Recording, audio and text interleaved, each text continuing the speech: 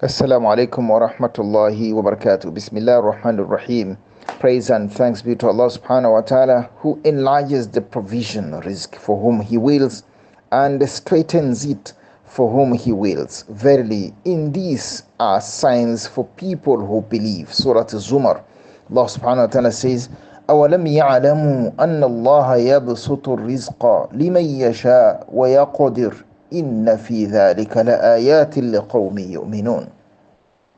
Peace and blessings of Allah be upon the Messenger sallallahu alaihi wasallam, who said in a famous Hadith al-Qudsi thus: O my slaves, I have forbidden injustice of dhulm to myself, and I have made it forbidden among you, so do not be unjust towards one another. Hadith narrated by Muslim. Messenger sallallahu alaihi wasallam says that Allah subhanahu wa ta'ala says, Ya ibadi, inni harramtu dhulma ala nafsi وَجَعَلْتُهُ بَيْنَكُمْ مُحَرَّمًا فَلَا تَظَالَمُوا. Regarding Surah Al-Fatiha, Muslim recorded in his Sahih and An-Nasa'i in his Sunan that Ibn Abbas said, while Jibreel alayhi salam was with the Messenger sallallahu alayhi wasallam, he heard a noise from above. Jibreel alayhi salam lifted his sight to the sky and said, this is a door in heaven being opened, and it has never been opened before now. An angel descended from that door and came to the Prophet sallallahu alaihi wasallam and said, receive the glad tidings of two lights that you have been given, which no other prophet before you was given: the opening of the book Fatihatul Kitab and the last three ayat or verses of Surah Al-Baqarah. You will not read a letter of them, but will gain its benefit.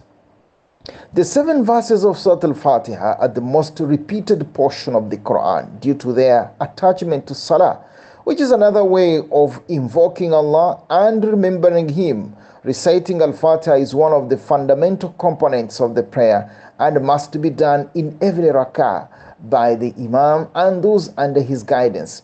As the Prophet ﷺ stated, there is no prayer for the one who does not recite the opening of the book Al-Fatiha, hadith narrated by Al-Bukhari. Regarding the Muslim community issues Palestine, I would like to quote part of the will of Yahya Sinwar, the martyr. May Allah subhanahu wa ta'ala accept his martyrdom. He said, I learnt in the streets of Gaza that a person is not measured by the years of his life, but by what he offers to his homeland. And this was my life: prisons and battles, pain and hope. I entered prison for the first time in 1988, and I was sentenced to life imprisonment, but I did not know the way to fear. In those dark cells, I saw in every wall a window to the distant horizon, and in every bar a light illuminating the path to freedom. In prison, I learned that patience is not just a virtue, but a weapon.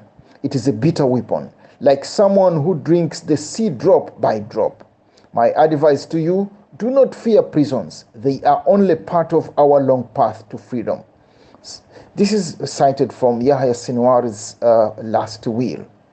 May Allah subhanahu wa ta'ala grant faith, taqwa, patience, pure understanding and implementation of Islam, as well as guidance on the straight path. May He have mercy upon our dead and grant quick healing